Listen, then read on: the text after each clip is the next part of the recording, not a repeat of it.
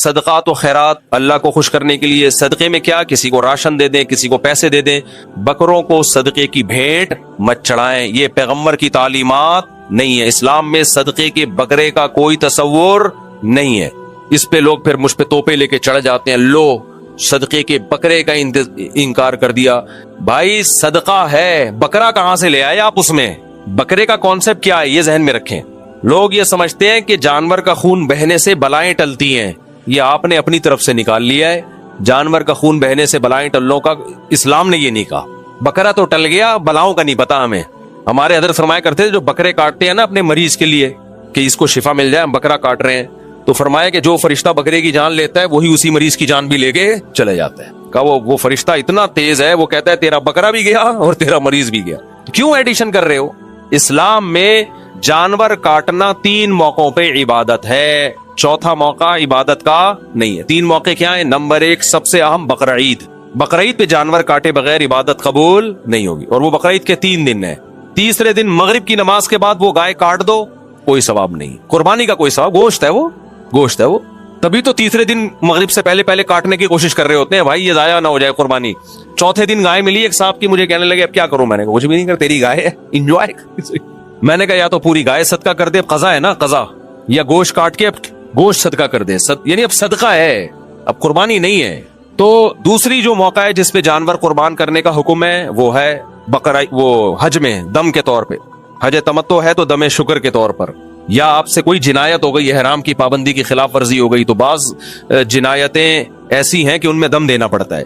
تیسرا عقیقے کے موقع پہ بیٹا پیدا ہو تو 2 بکرے یا 2 گائے کے 2 حصے بھی ٹھیک ہیں, یا 2 دمبے. بیٹی پیدا ہو تو 1 بکرا یا 1 دمبا یا گائے کا 1 حصہ.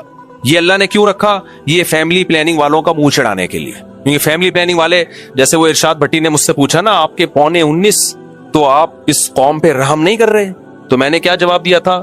خدمت کر رہا ہوں میں.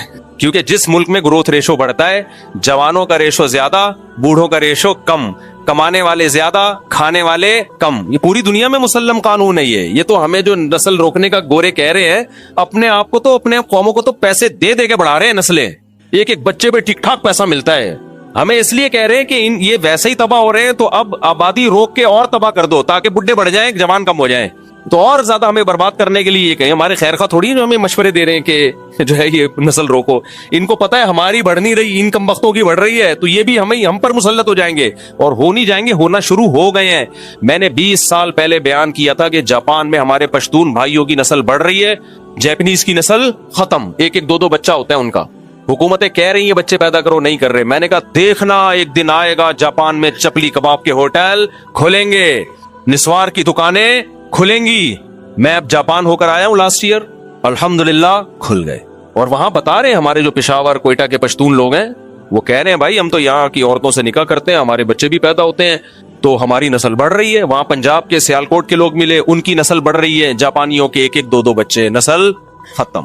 تو دنیا میں یونان ایک ایسا کنٹری ہے, یونان میں جو اصل قوم رہا کرتی تھی ختم ہو چکی ہے, پتہ ہے آپ کو. وہاں دوسری قومیں ہیں, کیونکہ انہوں نے نسل روکی, ختم. تو ایسے غائب ہوتی ہے نسلیں, پتہ بھی نہیں چلتا, ایسے نسلیں غائب ہوتی ہیں. اور لوگ ہمیں کہتے ہیں کہ مفتی صاحب کو یونائٹڈ نیشن کا نہیں پتا. یونائٹڈ نیشن کی نظر میں اس وقت آبادی ایک بہت بڑا عذاب بن چکی ہے, اور یہ کہہ رہے بچے پیدا کرو. آپ کو یونائٹڈ نیشن کا نہیں پتا. یونائٹڈ نیشن کی جو مستند رپورٹ ہے وہ یہ ہے کہ گروتھ ریشو اتنا خطرناک گر گیا ہے کہ کووڈ سے بڑی تباہی آنے والی ہے دنیا میں. کووڈ سے بڑی تباہی آنے, کیونکہ فطرت کا ایک لا ہے نا کہ اتنی اسپیڈ ہونی چاہیے تاکہ بوڑھوں کا ریشو جتنا ہے اس حساب سے جوانوں کا ریشو ایک اتنا رہے. وہ اب مینٹین نہیں ہے, وہ کیا ہو گیا ہے, وہ خراب ہو گیا ہے. تو اب تو دنیا چیخ رہی ہے بھائی, جاؤ سویڈن میں, ڈنمارک میں اور مختلف ملکوں میں جاؤ, پاگل ہوئے میں. وہ کہتا ہے بڑھاؤ یار, تبھی تو ہمیں ویزے دے رہے ہیں. وہ امریکہ کہہ رہا ہے فیملی کے ساتھ آ جاؤ. آپ کہہ رہے ہو ہمیں نہیں بلا رہے, وہ پہلے دیکھتا ہے کہ یہاں کے خالی بچے ہی پیدا کرے گا یا کچھ اور بھی کرے گا. کوئی انلیگل ایکٹیویٹی میں تو نہیں ہے, لیکن وہ چاہ رہے ہیں کہ فیملی والے لوگ آئیں اور بچے یہاں کے پیدا کر کے نسل بڑھائیں. تو اس لیے یہ اٹھا کر پھینک دو باہر گلی میں, نئی تہذیب کے انڈے ہیں گندے. اچھا, مجھے ارشاد بھٹی کے سٹائل پہ بڑی ہنسی آئی جب میں نے کہا نا خدمت, کہہ رہے اچھا خدمت کر رہے ہیں ماشاءاللہ. تو وہ طنز بھی کر رہا تھا اور اسٹائل بھی نہیں چینج ہو رہا تھا. خیر ہم آگے چلتے ہیں, میں کیا بات کر رہا تھا. ہاں بکرے, تو اللہ نے 2 بکرے کاٹنے کا کیوں حکم دیا؟ تاکہ فیملی پلاننگ والوں کو تکلیف ہو. تکلیف اس بات کی ہوگی کہ ایک طرف پہلے ہی بہت بچے ہیں اور مزید بچہ آنے پر یہ خوشی میں بکرے بھی کاٹ رہے ہیں. देखो, दो चीजें अल्लाह ने रखी हैं बच्चे ज्यादा होने पर, दो अल्लाह ने शुक्राने रखे हैं बाप के ऊपर, दो शुक्राने। एक, हर बच्चे पे बकरा कटेगा, शुक्राना है, ये जुर्माना नहीं। अगर जुर्माना होता तो इसका गोश्त खाने की इजाजत ना होती। हम बकरीद, जब हम हज में होते हैं और एहराम में हमसे कोई गुनाह हो जाता है, जिनायत का मतलब एहराम की पाबंदी की खिलाफ वर्जी हो गई, तो बकरा काटने का हुक्म है, उसका गोश्त खाने की इजाजत नहीं है, क्योंकि वो जुर्माना है, शुक्राना नहीं है। एक ही सफर में आप हज भी करो, उमरा भी करो, हज तमत्तो, ये शुक्राना है, तो इसमें जो बकरा काटोगे उसका गोश्त खाने की इजाजत। जुर्माने वाले बकरे का गोश्त नहीं खाया जाता, शुक्राने वाले बकरे का गोश्त खाया जाता है। बकरीद में हम शुक्राने के तौर पर जानवर काटते हैं, जुर्माने के तौर पे नहीं, क्योंकि ईद के दिन जुर्माने नहीं लगते अल्लाह की तरफ से, फिर ये ईद कैसी हुई, शुक्राने होते हैं, इसलिए अल्लाह ने कहा काटो खाओ, ठीक है ना। टिक्के बन रहे होते हैं रात को, देखो क्या करो, हलीम की देगें वो मुहर्रम के उससे बन रही होती हैं, बकरीद के गोश्त से। तो इसी तरह जब बच्चा पैदा होता है तो अकीके का गोश्त खुद भी खाते हैं कि नहीं खाते। तो इससे पता चला ये जुर्माना नहीं है कि तुम्हारे 19 क्यों हो गए, 18वां क्यों हो गया, पेनल्टी है ना। अल्लाह कहते हैं वेल डन, जबरदस्त। शुक्राना क्या है, अल्लाह ने तुम्हें औलाद की नेमत दी, बेटी मिली है तो एक बकरा काट, बेटा मिला है तो 2 बकरे काट, खुद भी खा, पब्लिक को भी खिला, तो ये शुक्राना है। इसी तरह ईद उल फितर में देख लो, अभी ईद आने वाली है ना, ईद उल फितर में देख लो, ईद उल फितर में फितराना, जितने बच्चे ज्यादा होंगे उतना फितराना ज्यादा। 19 को जरब देना पड़ेगा, 19 को 2.25 किलो गंदुम से जरब देना पड़ेगा। ईद के दिन जुर्माना होगा, ये शुक्राना होगा, ये भी शुक्राना है।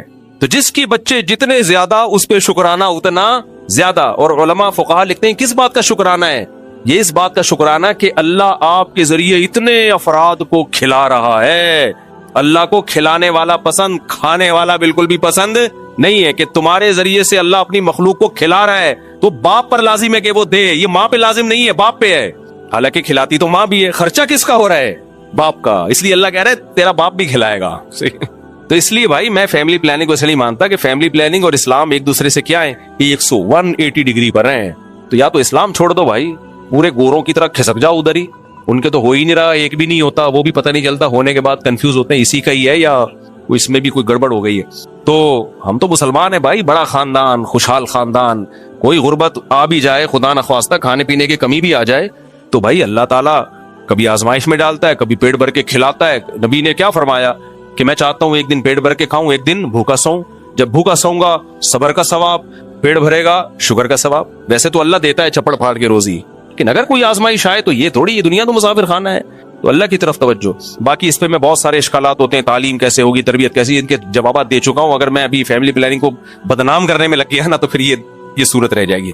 इनको भिगो के मैं लगाता हूँ, और इनकी अपनी जिंदगी देख लो बेचारियों, बुढ़िया जब होती है ना, फैमिली प्लानिंग वाली जो लोगों औरतों को खराब कर रही होती है, खुद बुढ़ापे में इनकी हालत पे तरस आता है। कोई खानदान नहीं होता, कोई परिवार नहीं होता।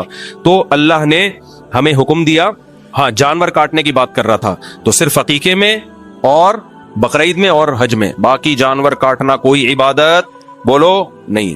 हाँ एक सवाल पैदा होता है कि भाई अगर हम गरीब को गोश्त खिलाना चाहते हैं तो क्या जा रहा है, बकरा काट के खिला देना। उसका जवाब 20 दफा दे चुका हूं भाई, फिर बड़ा गोश्त खिलाओ ना गरीब को, वो सस्ता होगा, ज्यादा होगा। अव्वल तो गोश्त के पैसे दे दो, इसको गोश्त ही क्यों खिला रहे हो, राशन दे दो, राशन दे दो ना। ये कैसा गरीब है जो कह रहा है बाकी तो सब पेट मेरा भरा हुआ है और खाने पीने को भी बहुत है, फुल हो, लेकिन बकरा बहुत दिनों से नहीं खाया मैंने, ये गरीब है। बकरे आजकल मालदार लोग खाने से पहले सोचते हैं, एक एक बोटी गिनते हैं मालदार आदमी के, भाई इतना महंगा हो गया बकरे का गोश्त, तो बोटी को देख रहे होते हैं, एक बोटी इतने की पड़ेगी। जैसे मैं एक दफा फिशरी से मछली लेकर आया, मोबाइल चोरी हो गया मेरा महंगा, तो मैं लोगों को मछली खिलाता था, कहते एक पीस इतने का पड़ रहा है, इसको जाया एक कांटा भी जाया नहीं होना चाहिए, पूरा अच्छी तरह चूसो कांटे को भी। तो इतना महंगा बकरे का गोश्त है गरीब को। और अगर बकरा ही खिलाना है, आप कह रहे हो नहीं गरीब बकरा खाए, तो खरीद के खिलाना सस्ता पड़ता है, काट के खिलाना महंगा पड़ता है। लेकिन आपकी गोट आके वहीं अटक गई है, बकरा खरीद के ज़बा करना, इसका मतलब सदका मकसद नहीं है, बकरा काटना मकसद है। ये शरीयत में ज्यादती है, इसका इस्लाम में हमें नहीं मिलता, सहाबा कराम के दौर में सदके के बकरे इस तरह से। तो ये सारी चीजें, और इसका एक नुकसान क्या है, एक तो गलत अकीदे की तरवीज, दूसरा नुकसान बकरे महंगे हो रहे हैं। इससे बकरे क्या हो रहे हैं, वही बात है, फितरत आपके जज्बात की वजह से अपना कानून थोड़ी चेंज करेगी। फितरत ने, नेचर ने जो लॉ रखा है, इतने बकरे हर साल पैदा होंगे तो वो तो उतने ही पैदा होंगे। आपने दे दनादन काट काट के ऐसे पूरे साल खिलाना शुरू कर दिया, اس میں کتنے ضائع ہوتے ہیں. غریب کو آپ اتنے پیسے دے دیتے وہ 6 خاندان پل جاتے اس میں بکرے کی قیمت میں, یعنی ان کو راشن مل جاتا. پلنے کا مطلب یہ, آپ نے ایک ہی کو اتنا کچھ کر دیا یا 4 میں بانٹ دیا وہ, تو یہ غلط نظریہ ہے. ایک تو یہ نقصان کہ غلط عقیدہ, دوسرا اس سے بکروں کی قیمتیں کیا ہو رہی ہیں, بڑھ رہی ہیں. اور پھر بکرے دیکھو پنجروں میں اتنے اتنے بکرے, ان پہ صدقہ کرنے کا دل چاہتا ہے.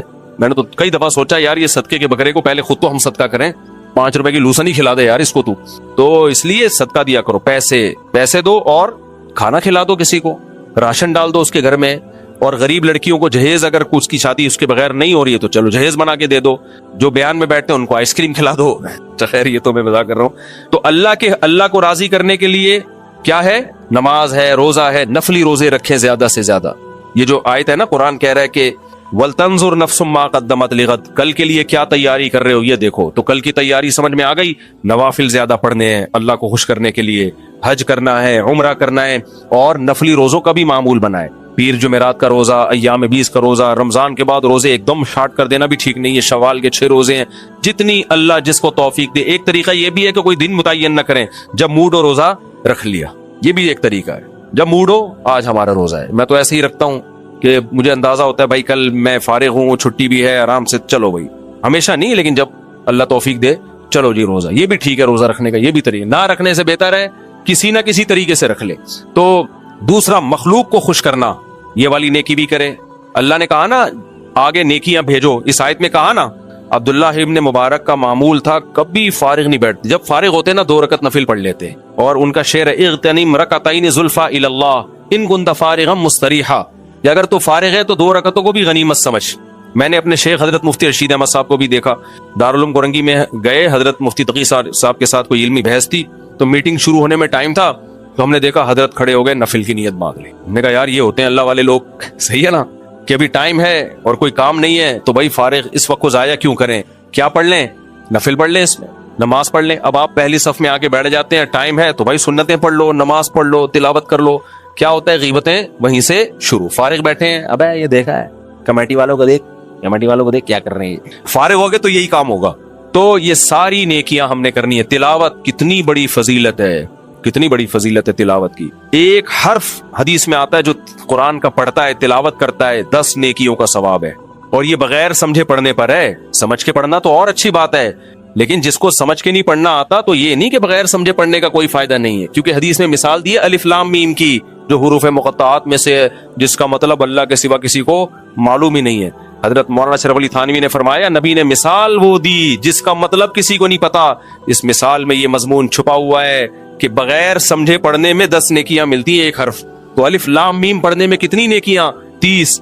اور رمضان میں یہ ثواب اور زیادہ بڑھ جاتا ہے, اور باوضو پڑھنے میں اور زیادہ بڑھ جاتا ہے, اور نماز میں پڑھنے میں اور زیادہ بڑھ جاتا ہے, اور تراویح میں پڑھنے میں اور زیادہ بڑھ جاتا ہے, اور مقدس رات ہو تو اور زیادہ بڑھ جاتا ہے. تو پورے سال رمضان یعنی قرآن کی تلاوت کا معمول بنانا چاہیے. میں مخلوق کے حقوق کی طرف آتا ہوں.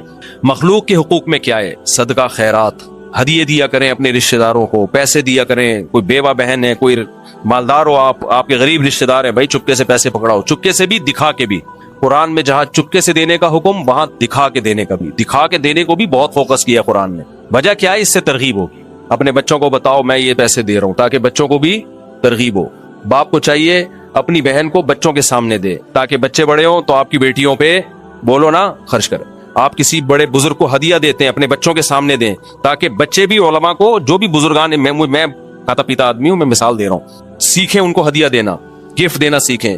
اپنے بچوں کے سامنے بڑوں کا احترام کریں, تاکہ بچے بھی آپ سے احترام سیکھیں. کوئی بچہ علماء کے خلاف بات کر رہا ہے, بیٹا علماء کو برا بھلا نہیں کہتے, ورنہ بچے نے ایک دفعہ بزرگوں کے خلاف زبان کھول لی نا, وہ تمہارا بھی نہیں رہے گا. وہ کہے گا جب بزرگ کوئی شاہی نہیں ہے تو ابا تو پھر کوئی سرے سے شاہی نہیں. کہے گا جب بابا کوئی شاہی نہیں ہے تو پھر تو میرا بابا کون سی کوئی چیز ہے. وہ یہاں تک پہنچے گا. وہ تو تمیز سکھاؤ ان کو, صدقہ خیرات سکھاؤ. ہمارے حضرت فرمایا کرتے تھے, فقیر کو بھی جب پیسے دینے ہوں بچے کے ہاتھ میں رکھے تو بیٹا یہ جا کے پیسے کھلاؤ. سمجھتے ہو کہ نہیں سمجھتے, ان سے صدقے کروایا کرو, گلک نہیں بنوایا کرو, اس سے جمع کر ابھی سے حوث پیدا ہوگی. بولے صدقہ کیا کرو. تو یہ نیکی. اور نبی نے کیا فرمایا, کتنی زبردست تعلیمات ہے. فرمایا کچھ بھی نہیں ہے نا اگر اللہ کی مخلوق پہ خرچ کرنے کے لیے کچھ بھی نہیں ہے, خود غریب ہو. فرمایا اتقوا النار ولو بشق تمرہ, جہنم کی آگ سے بچنے کی کوشش کرو چاہے آدھی کھجور کے ذریعے ہی کیوں. اللہ اس میں بھی جان ڈال دے گا, برکت ڈال دے. آدھی کھجور تو ہر آدمی صدقہ کر سکتا ہے نا, وہ کسی کو پکڑا دی. اللہ کو عورت کی پاک دامنی پسند نہیں, بہت زیادہ پسند ہے. عورت اللہ کو کیسی پسند ہے؟ باپ کے گھر میں ہو, بھائیوں کے چھاؤں میں ہو, اور وہاں سے رخصت ہو کے شوہر کے پاس جائے, پھر شوہر سے محبت کرے, بس شوہر کے علاوہ کوئی مرد اس کی زندگی میں نہ ہو. آج سارے کلچر کی ایسی کی تیسی, بس ایجوکیشن ایجوکیشن ایجوکیشن. وہی بات بار بار لوٹاؤں گا, ایجوکیشن کے ہم خلاف نہیں ہیں. پردہ, عفت, پاک دامنی یہ پہلے ہے, ایجوکیشن بعد میں. اس کو فوکس کرو بھائی. پردہ کر کے بھی پڑھ سکتی ہے, نیک بن کے بھی پڑھ سکتی ہے, غیر مردوں سے تعلق قائم کیے بغیر بھی پڑھ سکتی ہے. تو یونیورسٹیوں کے عذاب سے بچاؤ اپنی بچیوں کو. اگر پڑھا رہے ہیں تو پھر نگرانی کرو بھائی. اور میں تو اب اس پہ آ گیا ہوں, ہوم اسکولنگ کی طرف آؤ. میرے سامنے بہت سارے واقعات آ گئے ہیں. ہوم اسکولنگ کر کے بہت کچھ بچیوں نے بھی پڑھا ہے. اور امریکہ اس طرف جا رہا ہے, وہاں گورے کر رہے ہیں ایسا, وہ وہاں گورے. میں امریکہ میں گیا, وہاں جو ان کی ایک اسٹیٹ ہے بڑی مشہور, لاس اینجلس, وہاں ایک مولانا صاحب ملے, اتنی بڑی داڑھی ٹوپی, بڑے نیک پرہیزگار, اتنی ڈگریاں ان کے پاس. میں نے کہا بھائی صاحب اتنے پڑھے لکھے؟ کہہ رہے ہم, میرے والدین جب یہاں مائگریٹ کر کے آئے, انہوں نے بولا ہم امریکہ میں اسکول میں پڑھائیں گے تو پھر مکس گیدرنگ اور ہومو سیکسولیٹی سب بڑے مسائل ہوتے ہیں, تو ہوم اسکولنگ کروائی ہے. تو ہوم اسکولنگ کر کے سب اپنا ادارہ کھول لیا انہوں نے. صحیح ہے نا بھائی, سب کچھ ہو سکتا ہے. یہ یونیورسٹیوں کا جو ایک دماغ میں آپ کے زہر آ گیا ہے نا, اس کو نکالو, تعلیم کو فوکس کرو. ہاں اگر کوئی یونیورسٹی آپ کے علم میں ہے جہاں مکس گیدرنگ نہیں ہے, جیسے جامعہ رشید ابو الغزالی یونیورسٹی بنا رہا ہے, یا اور کسی دینی بہت سے علماء نے اور بھی بنائی ہوئی ہیں, تو پھر ٹھیک ہے, ہمیں کوئی اعتراض نہیں. لیکن وہاں بھی خراب ہونے کا خطرہ ہوتا ہے. کیوں ہوتا ہے؟ کلاس فیلو خراب کر دیتے ہیں. ایسی کمپلین اسلامک اسکولوں کی آئی ہیں کہ جو کلاس فیلو ہے نا, وہ موبائل میں کلاس اپنے دوست کو فحش چیزیں دکھا رہا ہے. کیونکہ اسلامک اسکولوں میں نگرانی تو ہوتی ہے, لیکن آپ کے جتنے بچے ہیں وہ تھوڑی اسلامی گھرانوں سے آئے ہوئے ہوتے ہیں. کس نے اپنے چرسیوں نے بھی بھیجا ہوا ہوتا ہے اپنے بچوں کو, وہاں چرس بانٹ رہے ہوتے ہیں, چرس شیئر کر رہے ہوتے ہیں ایک دوسرے کے ساتھ. ٹھیک ہے نا, تو وہ اسکول کا قصور نہیں ہوتا, لیکن کلاس فیلو ہے. بچہ جب تک ایک خاص عمر تک نہ پہنچ جائے, میری رائے بہن بھائیوں میں کھیلے, کزنوں میں کھیلے, اور گلی محلے کے ان دوستوں میں جن پہ کی آپ نگرانی کر رہے ہیں. اسکول میں آپ نگرانی بولو نہیں کر سکتے.